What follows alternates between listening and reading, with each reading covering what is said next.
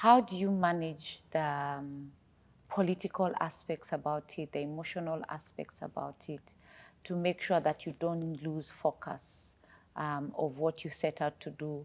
As you rightfully said, you need to influence policy. So how do you manage that in the process? I think one of the things that we all need to understand is that what we do is not to be taken personal. And once you take things personally, you get emotional and sometimes irrational. And so you need to understand that there's a big picture and there's something you want to achieve. And so you always have to think about the goal and not about yourself and your political beliefs, your political leanings, the way you think about one person or the other should not stand in the way. At the end of the day, we all have a goal. We all have certain objectives we want to achieve.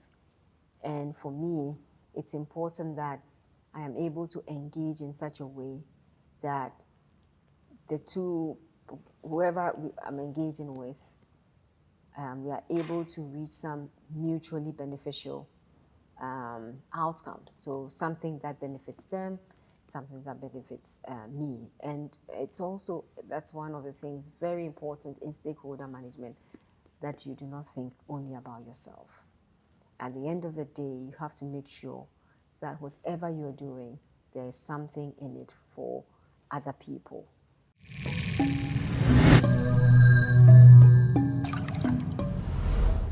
You're watching SheShapes Africa.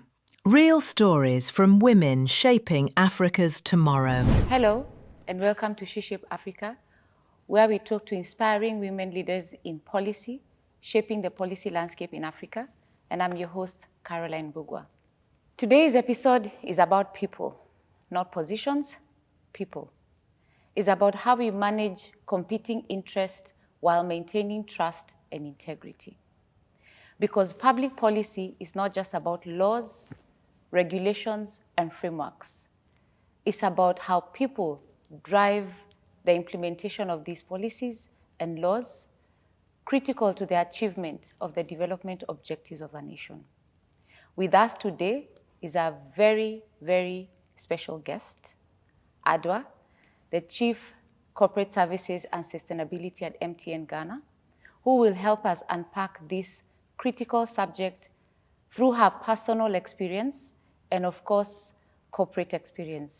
Thank you very much, Adwoa, for joining us today. Thank you, Caroline, for having me. So I'll ask, why public policy? I think as you started, public policy is fundamental to everything that we do, whether as individuals or as corporates. It shapes our environment, it shapes our businesses, how we run everything. And so it is very critical that we all play a part in ensuring that whatever policy comes up is fit for purpose, aligns with our goals and our objectives, and allows us to do what we need to do, whether as individuals or as businesses. And I think that as you grow and as you go up the ladder, it becomes even more important that you use your experiences to shape policy, to ensure that whatever is done in the best interest, not only of yourself, but of other individuals and interests within your community. So public policy is everything, and if we don't take an interest in it, then we will not have the full benefit that we are supposed to have with any policy that comes up. It's important that we have input into that and help to shape such policies. Thank you very much. I think it's one thing to develop the policy, but it's another to make sure that it is implemented at the right time for the right people.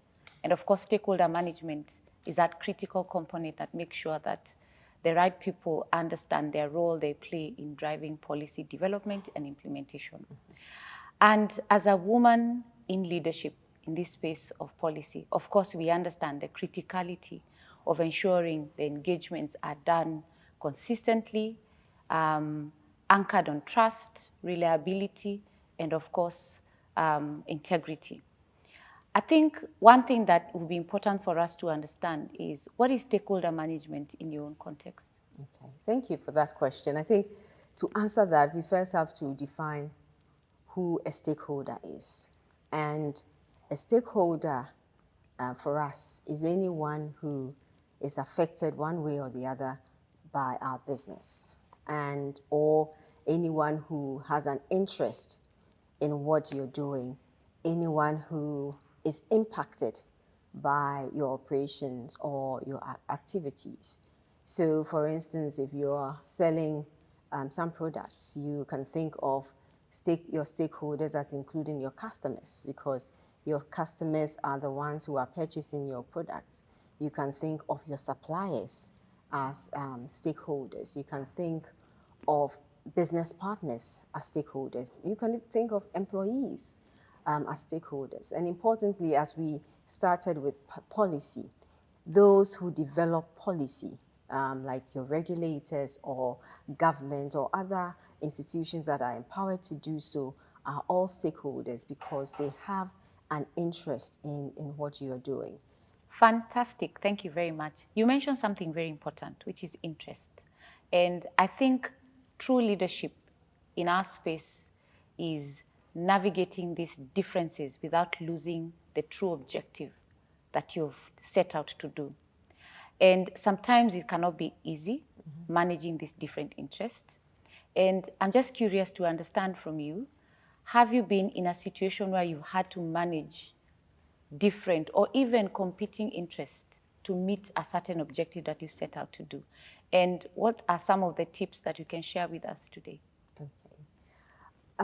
In my line of business, and I'm in the telecom sector, these are issues that we face every day. So we end up managing our communities, we end up managing our customers, the media, CSOs, regulators, government, you name it. So especially when it comes, and I'll give an example, when you are pricing a product, typically customers would not want you to raise your pricing. Your regulators will not want to raise your pricing, but you may have to also raise your prices because costs are going up, and you have suppliers who have raised their prices and they have an interest for you to increase your prices.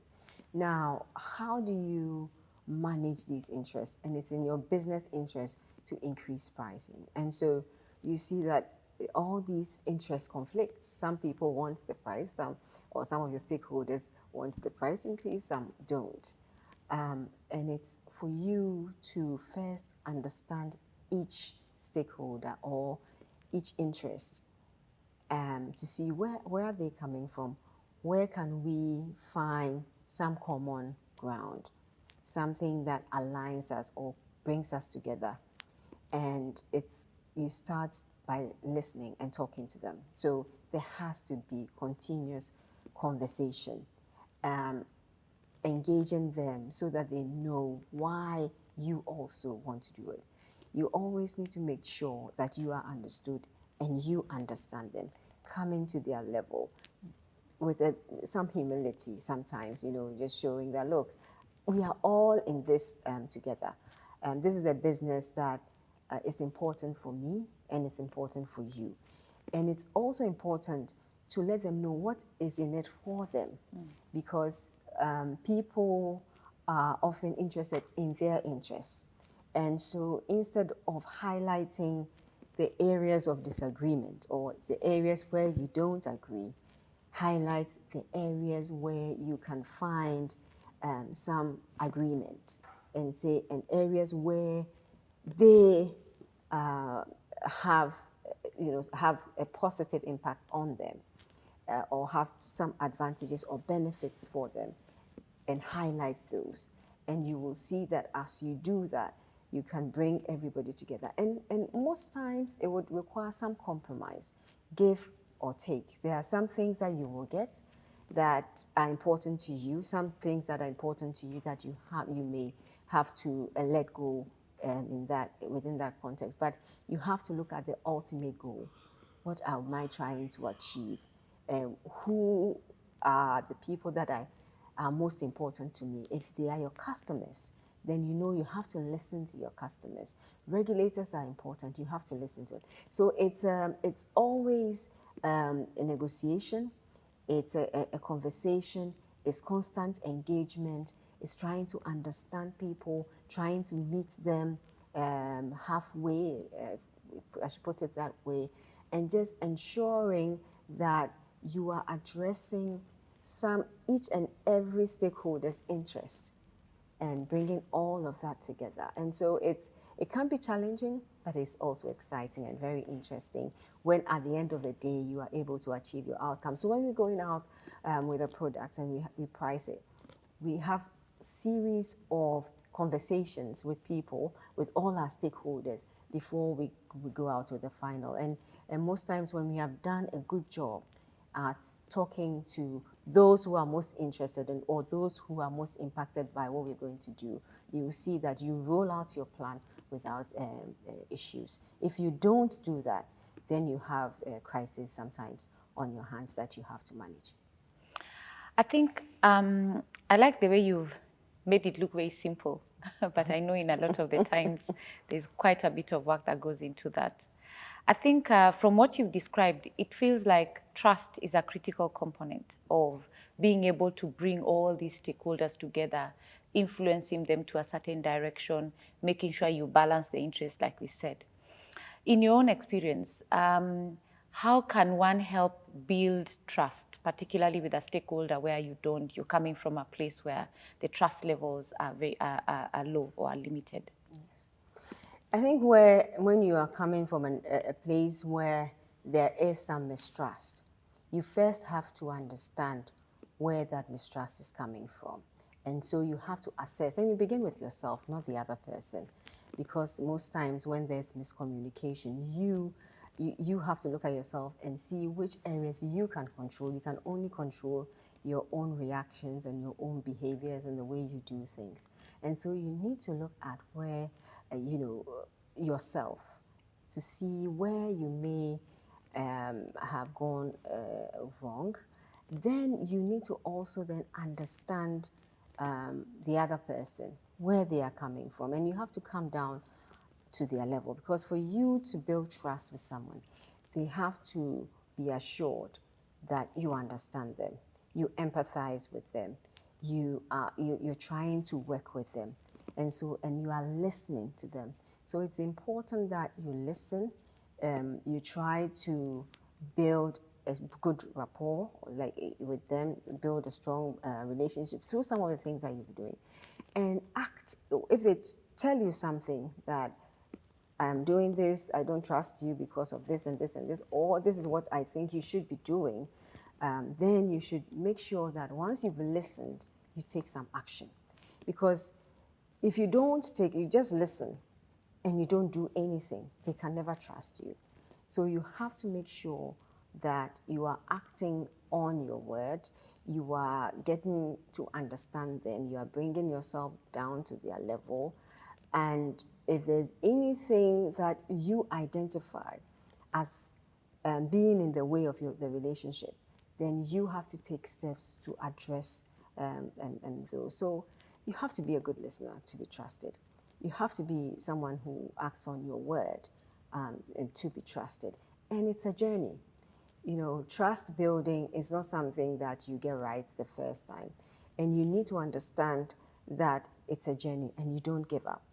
If you give up, you may be at a point where you would have, developed some trust, and then if you just give up, it takes you back.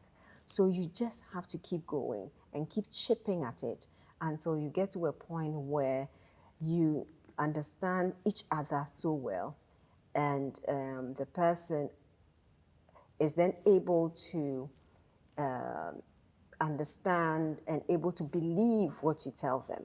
Then you will see that you have come to that point where you can say, I trust you, you trust me. And it's a two-way affair. It cannot be one way where one person trusts and the other doesn't. It has to be mutual. It has to be working together. It's hard work. It's always engaging. You don't disengage, because if you disengage or you stop talking or working together, then there's no way you can build trust, because to know somebody is to always talk to that person, to understand them and carry them along the way. So you also have to educate them. If it's about our business, for instance, we have to explain to them why we do certain things, being transparent, disclosing facts to them so that they understand. Because people do not trust because sometimes they have some misconceptions about things. They make assumptions about things. And so for you to be able to get close to them, you have to show them what the real situation is. And once you open up to people, then they begin to trust. So it's being transparent, listening, opening up, constant working together, talking, that then builds that trust. Thank you very much. I think that's very spot on, and that helps us understand the things to do while we are, of course, building this relationship, trust being a key anchor of the same. I'm just curious to understand, as part of the objectives of this series of interviews is also to provide some learnings, inspirations. What are some of the mistakes that you've made along the way, had to dust yourself up and get back on the horse, or you've observed other people make, that you would provide some guidance or some light in it to make sure that people can avoid similar mistakes? Okay. Thank you for that. I think that making mistakes is something that no one can avoid. It is a way of life. The good thing about mistakes is that it helps you learn, it helps you grow. And so mistakes are not necessarily a bad thing, and everybody will make mistakes. The thing is how you deal with what you would call a mistake, and you quickly have to, if you need to change course, you quickly need to change course. And I think one big mistake that we can all make, and when we are engaging different people, is to assume or make assumptions about them and the way they work, or the way they behave, and or the expectations that you have of them. You can make certain assumptions about it, and you should never assume. You should get to know people for who they are, rather than making assumptions about them. Because once you make an assumption and it's wrong, that is when you end up making a mistake. And certain mistakes can cost you a relationship for a very long time, or even sometimes even you may not even be able to repair those relationships. So it's very important that you do not make any assumptions about people and about groups. It's also important when you're dealing with stakeholders or some of these different people that you don't lump them together. So the way a woman will think will be different from the way a man will think, the way a child will think. And so you need to look at them differently. Then you will not explain things to a child the same way you explain to an adult. And so when it comes to your stakeholders in business, a regulator or government is different from a customer. It's different from the media. It's different from your supplier. It's different from your employee. And so you need to identify these groups and deal with them in the way that they should be dealt with, and look at their interests and deal with them according to what their needs, and what benefits them or what is of interest to them, rather than painting everyone with a broad brush and saying, as for me, this is how I do things.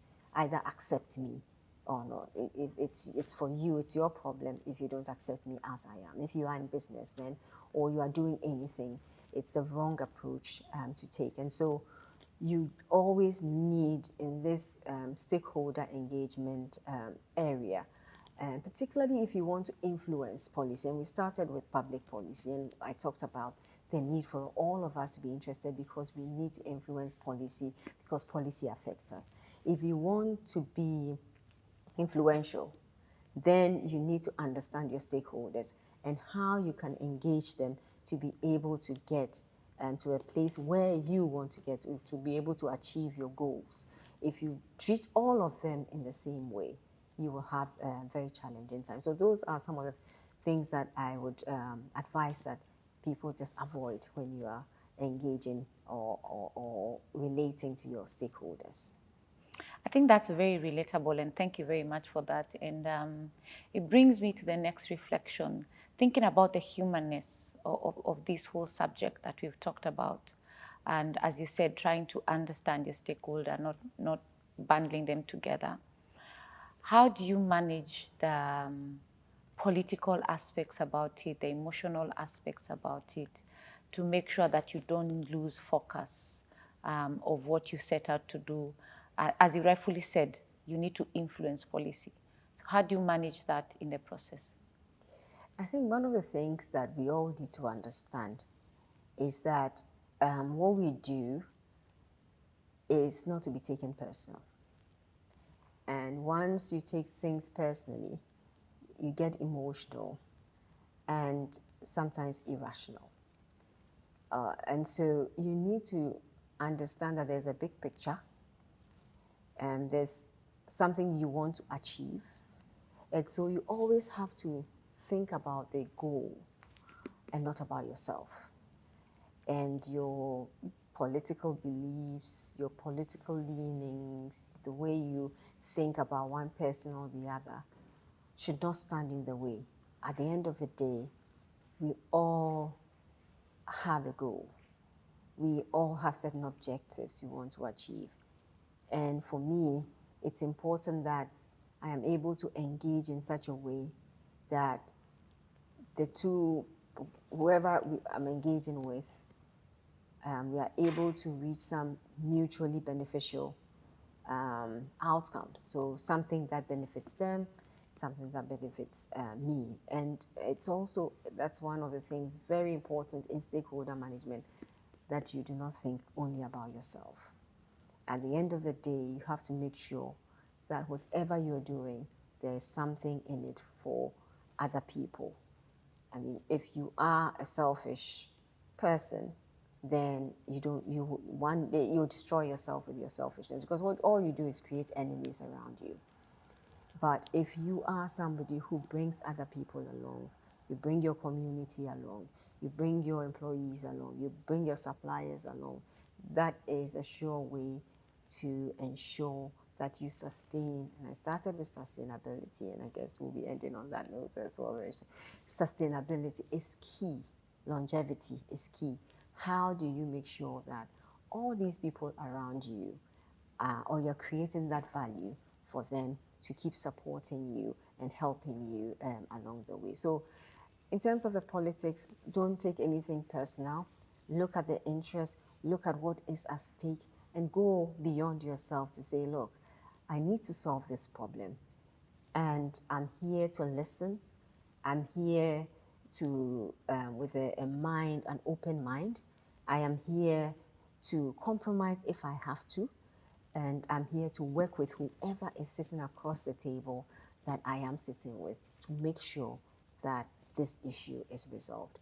And once you do that, politics really stays in the background, and you'll be able to achieve your goals. That's very powerful. I think making it feel human, I think, is what you've helped us with right there. As we come to an end, I just need to understand, and I'm sure our audience might be wondering, assuming you're a young girl or you're starting off in this career of public policy and you're looking to build your network of stakeholders, because you must have a network of stakeholders for you to even practice stakeholder management. Where does one start to build these stakeholders to be able to make sure that you have the kind of relationships necessary to support your influence in the public policy space? I think you have to start with yourself. You need to develop yourself. whichever aspect of public policy you want to get into, you need to develop yourself, because credibility is important. For you to influence people, you need to have integrity, you need to have credibility, people have to trust you. And so it's very important that you work on yourself, you work on your knowledge, you work on your ability to relate, your ability to communicate, your ability to negotiate with people, and importantly, emotional intelligence. So you have to be able to keep your emotions in check, because as you relate to other people, you cannot just be losing your temper and shouting and screaming and getting angry. You need to be able to keep a very calm head or cool head when you're dealing with people. So it's important that first you work on yourself and you build credibility. And then you have an area which is of interest to you, and so you go in there. And it's important when you get in there to also map out who are my stakeholders. So for you to start, who are the people who I need to engage to be able to do what I'm doing in this space, or I'm required to do in this space. So you identify all the groups that you need to relate to be able to do that.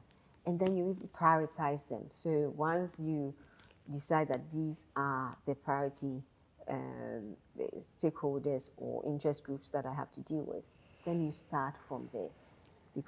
And then working with them, understanding their issues. And you will have to start with, researching on people, researching on these groups, and knowing something before you engage about them, before you engage them. And so once you start that process, you move on and on and on. In no time, you will see that you'd have mastered the art of engaging, but you need to do your homework.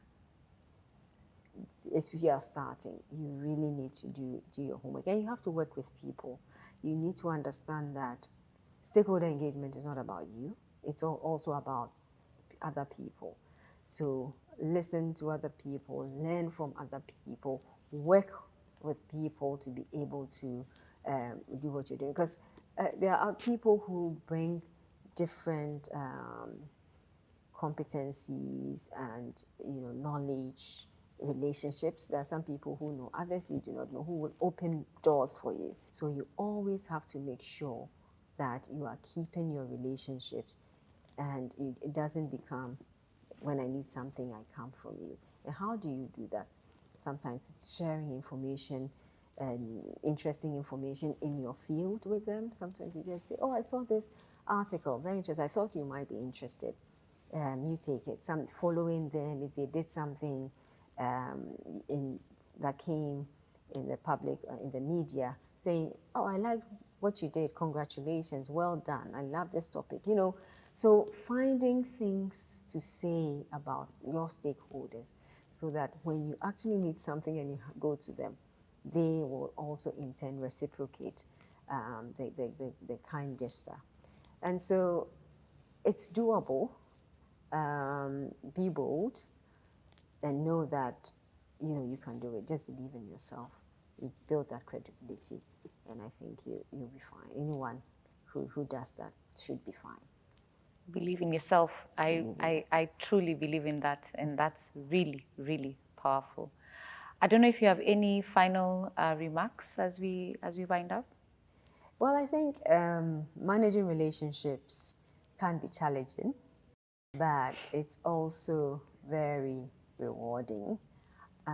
Just to see how you are able to solve problems with others, co-create solutions with others, and influence, importantly, the way people do things, influence policy, and even through that, we talk about mentorship, being an example for other people is something that for me is rewarding. And it teaches you a lot about yourself, and it teaches you a lot about other people. And so I would say that it's a good place to be and a good space to get into. And even if you don't call yourself, or you're not in a role that formally labels you as someone in that space, you are always managing stakeholders. You are, whether your colleagues, your boss, your whatever, we are all managing stakeholders.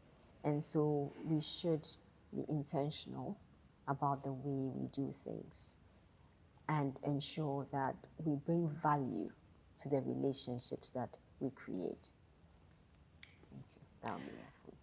There you have it, ladies and gentlemen, from one of the most powerful women that we have met in policy right here in Ghana, Adwoa, the Chief Corporate Services and Sustainability at MTN Ghana.